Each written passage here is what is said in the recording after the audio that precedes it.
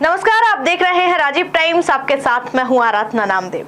रुक करते खबरों की ओर। खबर आपको बता दें मध्य प्रदेश से, जहां मध्य प्रदेश सरकार द्वारा जल संरक्षण को बढ़ावा देने के लिए जल गंगा मिशन की शुरुआत की गई है।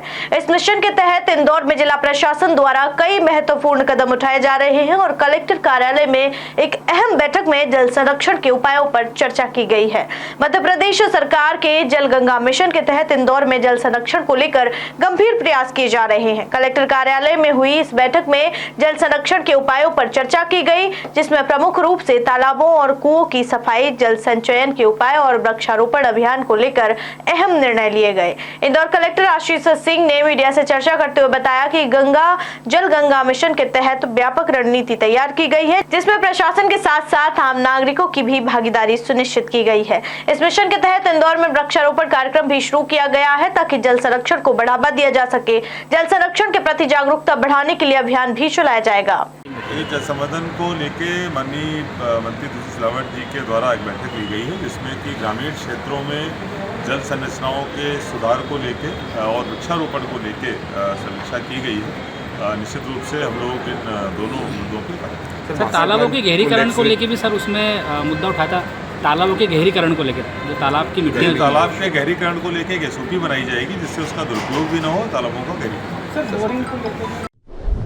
रुक करते अगली खबर की ओर, जहां इंदौर में कॉलोनी विकास को लेकर एक बड़ी पहल हुई है। अब डेवलपमेंट परमिशन की प्रक्रिया पूरी तरह ऑनलाइन कर दी गई है। कलेक्टर आशीष सिंह की अध्यक्षता में हुई कॉलोनी सेल की बैठक में इस फैसले की जानकारी दी गई। इंदौर कलेक्टर कार्यालय में कॉलोनी सेल की महत्वपूर्ण बैठक आयोजित की गई, जिसमें कलेक्टर आशीष सिंह ने विकास अनुमति प्रक्रिया को डिजिटल करने की घोषणा की। अब कॉलोनी डेवलपमेंट परमिशन पूरी तरह ऑनलाइन होगी, जिससे प्रक्रिया तेज और पारदर्शी बनेगी। इस फैसले से कॉलोनी विकास की गति मिलेगी और आवेदकों को लंबी कागजी प्रक्रिया से राहत मिलेगी। कलेक्टर ने अधिकारियों को निर्देश दिए कि नई प्रणाली को सुचारू रूप से लागू किया जाए। की एक बैठक ली गई थी और बहुत अच्छी बात है कि हम लोगों ने जो डेवलपमेंट परमिशन, जो विकास अनुज्ञा है, उसको पूरी तरीके से ऑनलाइन कर दिया है।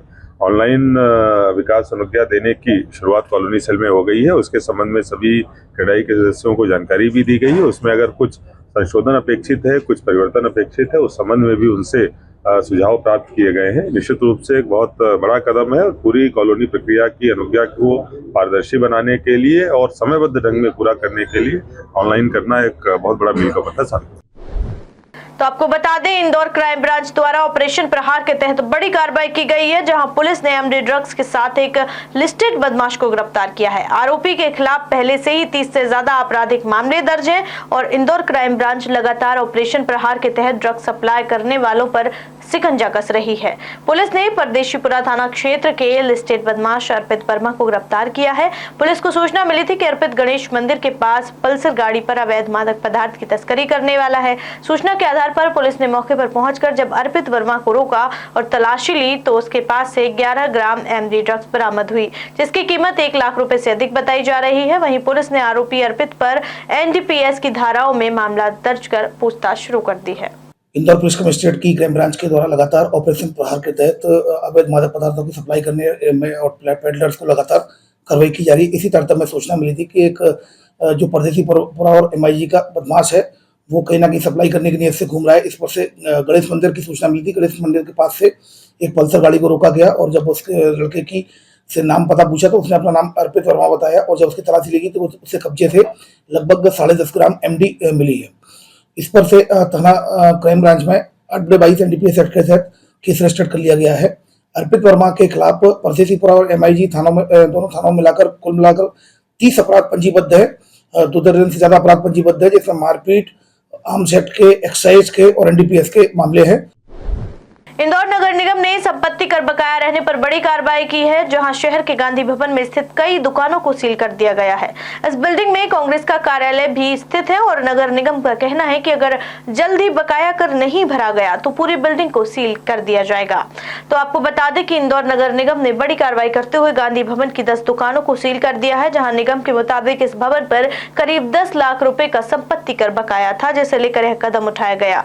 और इसी बिल्डिंग में कांग्रेस का कार्यालय भी संचालित होता है। नगर निगम अधिकारियों का कहना है कि अगर जल्द ही बकाया राशि का भुगतान नहीं किया गया तो पूरी इमारत को सील कर दिया जाएगा। इस कार्रवाई से स्थानीय व्यापारियों में आक्रोश है, लेकिन नगर निगम का कहना है कि नियम सभी के लिए समान है और बकाया कर की वसूली के लिए यह कार्रवाई जरूरी है।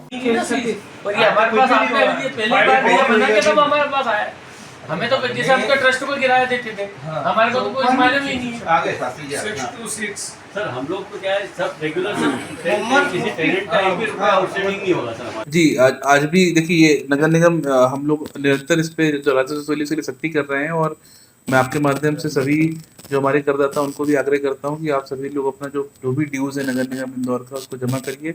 इस राशि से शहर के विकास के लिए कार्य होते हैं और नगर निगम ये काम तभी कर पाएगा जब ये राशि जो है वो नगर निगम खाते में जमा होगी। तो इसी क्रम में निरंतर हम वसूली के लिए कार्रवाई कर रहे हैं। आज भी गांधी भवन की कुछ दुकानों को सील किया गया जिनके द्वारा राजस्व की जो बकाया राशि थी उसको जमा नहीं किया गया था और हम लोग आगे भी इसी विकास से। मध्य प्रदेश के बजट पर चर्चा के लिए पूर्व केंद्रीय मंत्री रविशंकर प्रसाद इंदौर पहुंचे। आज उन्होंने कहा कि भारत की अर्थव्यवस्था इंटरनेशनल रिपोर्ट्स के अनुसार और आगे बढ़ेगी और राहुल गांधी पर तंज कसे। साथ ही इतिहास पर बात करते हुए उन्होंने कहा कि औरंगजेब भारत की विरासत नहीं बल्कि शिवाजी का नाम हमेशा अग्रणी रहेगा। आपको बता दें कि मध्य प्रदेश के बजट पर चर्चा के लिए पूर्व केंद्रीय मंत्री रविशंकर प्रसाद इंदौर पहुंचे। उन्होंने भारत की अर्थव्यवस्था को लेकर भरोसा जताते हुए कहा कि इंटरनेशनल रिपोर्ट्स के अनुसार भारत की आर्थिक स्थिति और मजबूत होगी। भाजपा कार्यालय में आज बिहार दिवस मनाया जाएगा जिसमें मुख्यमंत्री डॉक्टर मोहन यादव भी शामिल होंगे। राहुल गांधी पर निशाना साधते हुए रविशंकर प्रसाद ने कहा कि किस मेरिट से नेता बने। साथ ही उन्होंने कर्नाटक सरकार के 4% रिजर्वेशन फैसले पर सवाल उठाते हुए कहा कि उपासना पद्धति के आधार पर आरक्षण नहीं दिया जा सकता। इतिहास पर बात करते हुए उन्होंने कहा कि औरंगजेब भारत की विरासत नहीं बल्कि शिवाजी का नाम हमेशा अग्रणी रहेगा। इसके अलावा भारत पाकिस्तान क्रिकेट मैच का एक हिस्सा साझा करते हुए उन्होंने कहा कि भारतीय मुसलमान भारत माता के बेटे हैं जो देश को जीत दिलाने के लिए खेलते हैं।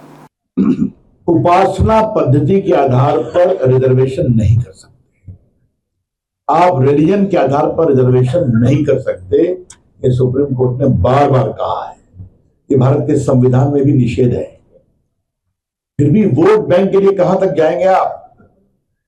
ओबीसी मिलता है तो ओबीसी कैटेगरी में कोई मुस्लिम ओबीसी के लोग हैं तो चले आ सकते हैं, वो बैकवर्ड के रूप में आते हैं, मुस्लिम के रूप में नहीं आते। तो इस प्रकार से ये वोट बैंक की लालसा कहां तक चलेगी? कांग्रेस पार्टी कहां सिमट गई, हम लोग कहां से कहां पहुंच गए। फिर भी क्या शाहबानो, क्या 3 तलाक, कांग्रेस वही खड़ी है। तो लगता है कांग्रेस पार्टी अपना वजूद कंप्लीटली खत्म करेगी क्या? वोट के लिए अब कहां तक जाएंगे? ये मुझे दूसरा सवाल करना है।